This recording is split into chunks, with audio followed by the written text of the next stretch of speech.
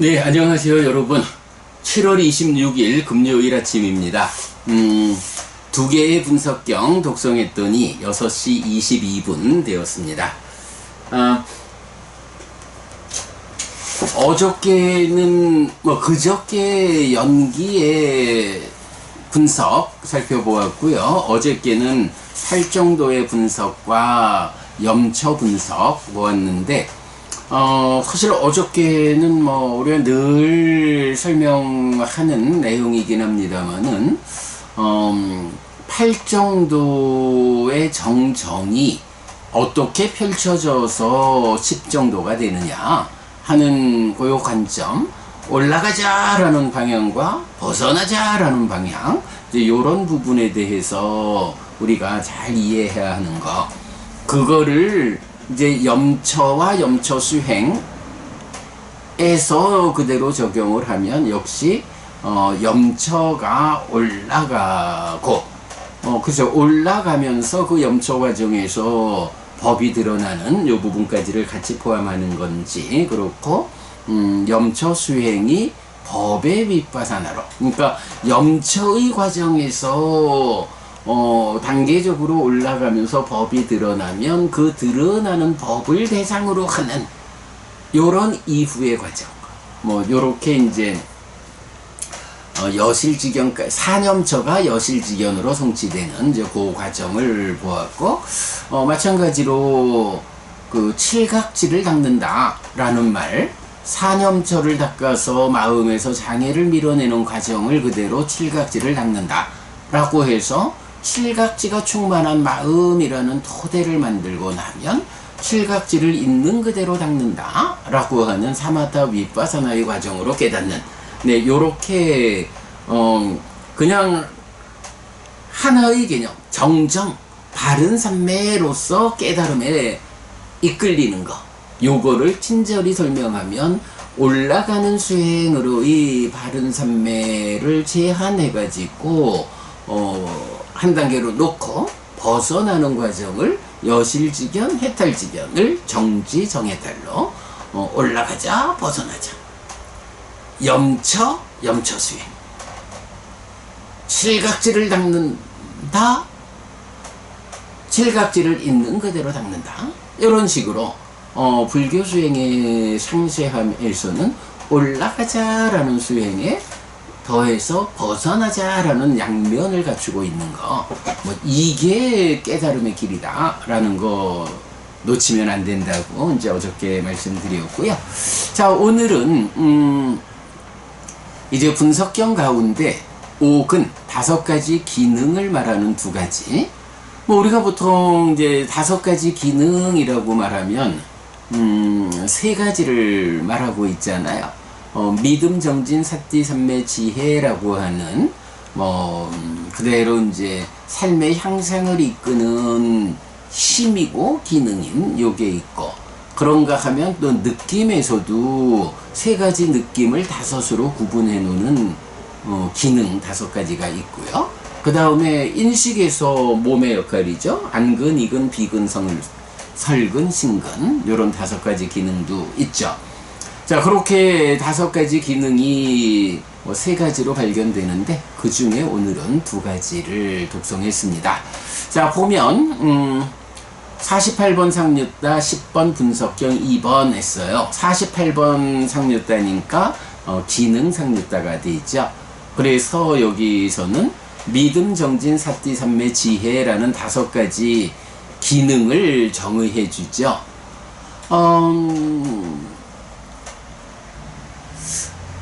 며칠 전에 보니까 또 그 불교 박람회 쪽인가 어디에서 좀 젊은 스님이 대중을 모아놓고 설법을 하더라고요.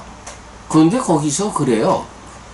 여기 부처님 믿는 사람, 부처님을 믿는 사람 손 들어봐요 하니까 한 20% 정도 손을 들었나 봐요. 그러니까 그 스님이, 만약에 여기가 불교 신자들 모이는 자리가 아니고 기독교 신자들 모이는 자리라고 하면, 기독교 신자들한테 예수님 아닌가, 여호와 창조주 믿습니까? 라고 물으면 얼마나 손을 들까요? 90% 100% 손들지 않을까요? 이런 이야기를 하면서 참 놀랍다고. 부처님은 경전 어디에서도 한 번도 나를 믿으라고 말하지 않는데, 종교이면서 교주가 나를 믿으라고 말하지 않는 종교가 불교라고. 참 희한하다고. 뭐 이런 얘기를 해요. 참 제가 그거 보면서 에구, 젊은 스님아 공부 좀 하지 싶더라고요. 예를 들어 기독교에서 뭐 창조자, 기독교에서 믿음이라는 게 뭐예요? 여호와께서 세상을 창조했다. 나도 창조했다. 창조주 하나님인 여호와, 이게 믿음의 근본이잖아요. 그걸 가지고 믿으라 라고 하는 거고 믿습니다 하는 거잖아요. 불교가 믿음을 말하지 않나요? 불교가 부처님을 믿으라고 말하지 않나요? 기독교에서 창조주 하나님, 그분이 누구냐? 창조주 하나님이요. 그분이 모든 것을 창조한 분이요. 이걸 믿어야 된다라고 출발하듯이, 불교는 어떤가요? 바로 오늘 독송했죠. 믿음의 기능, 믿음 정진 사띠 삼매 지혜의 기능 가운데 첫 번째 믿음의 기능이거든요. 이 믿음의 기능, 성스러운 제자는 믿음을 가졌다. 이렇게 그분 세종께서는 모든 번뇌 떠나신 분 내지 존귀하신 분이다 라고 9가지 열애의 덕성, 열애는 이런 특성 9가지가 있어 라고 말씀하시는, 이렇게 열애 구덕으로 열애의 깨달음을 믿는다. 이것이 믿음의 기능이다. 이렇게 말하거든요. 기독교에서 우리 하나님이 누구냐 하면 창조주야. 이렇게 하나님이 창조주다라는 것을 믿어라 라고 시작하듯이, 부처님도 부처님이 누구냐 하면 깨달은 분이요. 무엇을 어떻게 깨달았을까? 열애 구덕이라는 관점으로 이렇게 열애는 깨달은 분이요. 열애 구덕으로 깨달은 부처님, 이거 믿음의 기능이요. 이거 없이는 출발할 수 없어. 이거 없이는 삶이 향상할 수 없어. 얼마나 많은 경우에서 부처님이 이렇게 믿음을 정의해 주나요? 교회, 그러니까 기독교에서 뭐 천주교에서 우리 하나님이 누구요? 창조주요. 그분께서 창조하셨다는 거, 이거 믿어야 돼. 이게 기독교 신행의 출발이라면, 불교 신행의 출발은 어떻게 돼야 되느냐? 부처님이 설명해 주는 거예요. 우리 부처님은 누구냐 하면 이 열애 구덕 9가지의 특성으로의 깨달음을 성취한 분이요. 우리 부처님은 이런 분이요. 정등각이잖아. 완전한 깨달음을 성취했어. 그래서 그분이 설명하는, 그분이 말씀하시는 모든 가르침은 완전한 가르침이요. 나는 그저 배워 알고 실천하기만 하면 되는 거예요. 내가 배워 알고 실천하기만 하면 부처님이 이끄는 그런 삶이 나에게서 실현되는 거예요.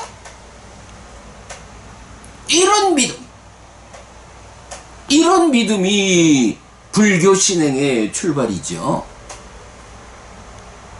이렇게 정의만 나오나요? 우리가 불교 신행 이 독성집에서도 강조를 거듭하는 게 뭔가요? 예, 바로 믿음, 계, 보시, 지혜의 4가지 법, 믿음, 계, 배움, 보시, 지혜의 5가지 법, 기타 다양하게 삶의 향상의 근본에는 계와 지혜, 질서로움과 삶을 보는 시각이 있다. 그때 누가 제정한 계, 질서로움이고 누가 선언한 지혜, 삶에 대한 시각이냐? 해서 부처님에 대한 믿음으로부터 시작하지요. 불교 안에서 믿음을 빼고 한 걸음은 나갈 수 있을까? 공부를 하면 여러분 우리가 알 수 있잖아요. 근데 거기 아마 불교 박람회 쪽이었던 것 같아요. 어떤 젊은 스님인데 재미있게 대중들과 이야기하는 관점입니다만은 부처님 믿는 사람 손 들어봐요 해가지고는 한 20%밖에 안 되네. 만약 여기가 기독교 신자들 모임이다 라고 하면 하나님 믿는 사람 손 들어봐요 라고 하면은 90% 100% 손 들지 않겠냐고. 참 놀랍다고 신기하다고. 종교의 교주이면서 나를 믿어라, 부처님을 믿으라고 어느 경전에서도 말하지 않는 그런 종교가 불교라고. 참 어떤 경전에서도 말하지 않는다 그러는데 그 어떤 경전이든 이 스님은 읽어본 사람인지 참 좀 걱정이 됩니다. 예, 어쨌든 뭐 이렇게 스님들도 공부를 해야 하고 제가신자도 공부를 해야 하고 공부를 통해서 바르게 부처님의 깨달음으로 접근해야 하고 그게 필요하죠. 예, 이렇게 하여간 5가지 기능에 대한 이야기, 믿음 정진 사띠삼매 지혜에 있어요. 믿음이 믿음으로부터 출발하는 것이다 라는 이야기 했고, 그 다음에 이제 우리 사띠 이야기 좀 보자면 사띠에 대해서 이런 정의 때문이겠죠. 성스러운 제자는 사띠를 가졌다. 최상의 사띠와 신중함을 갖추어 오래전에 행한 것에게도 오래전에 말한 것에게도 다가가서 기억한다 라고 해서 이렇게 오래된 것들에 대한 기억을 말한다고 해서 사띠가 기억이다 이렇게 설명하는 분들이 제법 있죠. 근데 그거 아니죠. 문장에서 보면 사띠를 가진 사람이 기억한다. 오래전에 말하고 행한 것들 이래 돼요. 사띠를 가진 사람이 그 사띠의 역할로 그 힘으로 잘 기억하게 된다는 거지, 사띠 자체가 기억을 의미하지 않는다. 그러면 사띠는 무엇냐 라고 할 때 우리 빛경에서 말해주는 눈뜸이다. 바깥 것을 향해서는 육체적인 눈을 뜨면 보이지만 이제 시선을 안으로 돌려서 나의 내적인 것들에 대해서 눈 뜨는 것, 요거 사띠다. 그래서 사념처 이렇게 연결되죠. 우리가 이제 호흡을 보자 라고 할 때도 호흡이라고 하는 게 밖에 있는 것 같으면 보일 텐데 내 몸에 닿는 감각으로 호흡을 경험해야 하는 요럴 때 거기부터, 그러니까 몸이 세상과 만나는 접점 요 자리에서부터 내 안의 상황으로 눈뜨는 요런 거 사띠 이렇게 봐야 하는 거죠. 그렇게 우리가 사띠를 이해하는 거가 중요하고요. 그런가 하면 이제 그 느낌에서의 5가지 기능도 나오죠. 즐거움, 괴로움, 만족, 고뇌, 평정에서 락근, 고근, 희근, 우근, 사근 이렇게 나오죠. 즐거움의 기능과 만족의 기능은 즐거움의 경험이다 해서 근과 수 대응하고 있고요. 괴로움의 기능과 고뇌의 기능해서 괴로움의 경험이고요. 평정의 기능은 괴롭지도 즐겁지도 않음의 경험 이렇게 나오죠.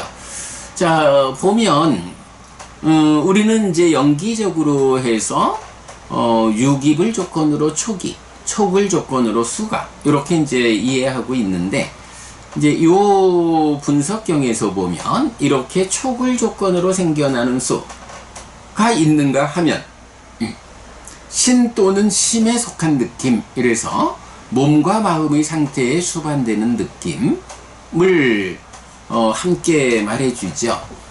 사실 이게 어떤 대상을 보고 인식하는 가운데 삼사화합 촉해서 즐겁다, 괴롭다 이렇게 느낄 수도 있지만 또 한면으로는 뭐 어떤 형태로든 몸과 마음 자체가 가지고 있는 느낌으로의 상태.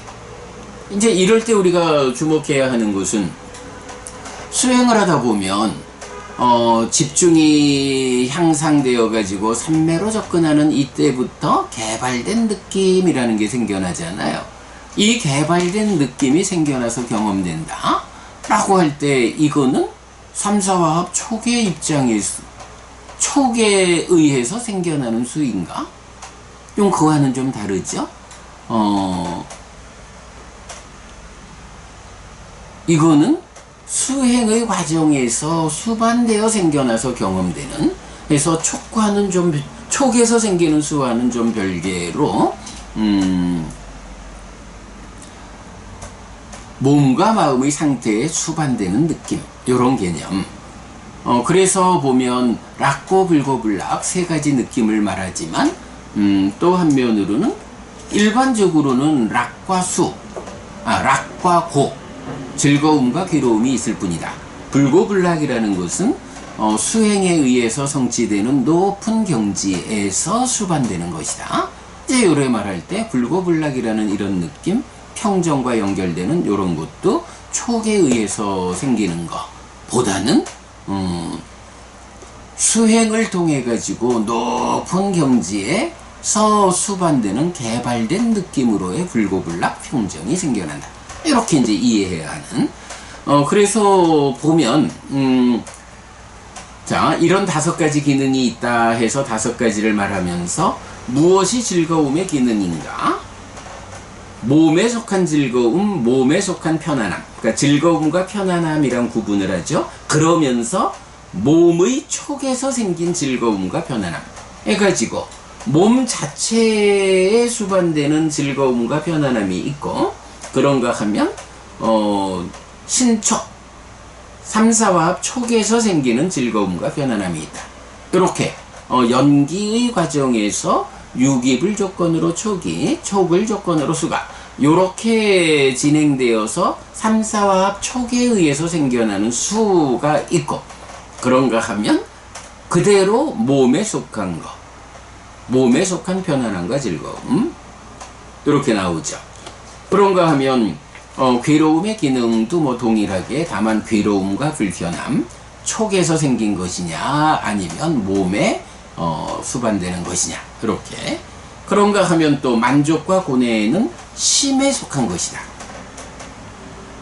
의촉에서 생긴 즐거움과 편안함이다. 이렇게 몸에 속한 것과 마음에 속한 것, 촉에 의해서 생겨나는 수, 이런 식으로 구분되어 있다라는 것을 이 분석경에서 우리가 잘 봐야 하죠. 자, 그러면서 마지막에 무엇이 평정의 기능인가 라고 하면서 신에 속하거나 심에 속한 편안함도 아니고 불편함도 아닌 경험, 이렇게 말했어요. 여기서는 보면 촉에서 생긴 수를 포함하지 않죠. 그러니까 이 우페카, 평정이라는 것, 또 괴롭지도 즐겁지도 않은 느낌, 이렇게 보는 요거는 뭔가요? 높은 수행의 과정에서 촉에 의해서 생겨나는 수와는 별개로 이렇게 높은 수행의 경지에서 수반되는 몸에 속하거나 마음에 속한 편안함도 아니고 불편함도 아닌 불고불락, 이런 개념과 연결되겠죠. 요게 평정이다, 이렇게 말하고 있거든요. 그래서 일단은 이제 요렇게 느낌을 우리가 이해할 때, 제가 사실 느낌은 참 어렵다라는 이야기를 많이 합니다만은 촉에서 생긴 수라는 것과 또는 몸과 마음에 속한 느낌, 요것이 구분된다 라는 거. 특히 수행의 입장에서는 그 촉에서 생긴 수 말고 몸 또는 몸에 속한 느낌, 수반되는 느낌, 요게 개발된 느낌이라는 거. 네, 요런 관점을 우리가 보는 일이 중요하겠습니다. 수에 대해서는 제가 약간 참 많이 어렵다 말씀을 반복드리는데, 요 정도 보고, 계속 계속 공부를 이어가다 보면 좀 더 명확하게 설명이 될 거다라고 말씀드리겠습니다. 자, 초기불교 101본문 살펴보겠습니다. 분석경 2, 오근 1, 믿음정진 사띠삼매 지혜, 작년 6월 20일 날 공부했는데요. 분석경 2는 믿음정진 사띠삼매 지혜의 5가지 기능을 정의합니다.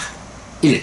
5가지 기능은 3가지가 있습니다. 1. 믿음정진 사띠삼매 지혜. 2. 즐거움, 괴로움, 만족, 고뇌, 평정. 3. 안근, 이근, 비근, 설근, 신근. 2. 믿음정진 사띠삼매 지혜의 5가지 기능과 마음의 관계에는 마음을 구성하는 요소가 5가지 기능이다 해서 올챙이 개구리 되기라는 비유를 제가 만들어서 설명하고 있죠.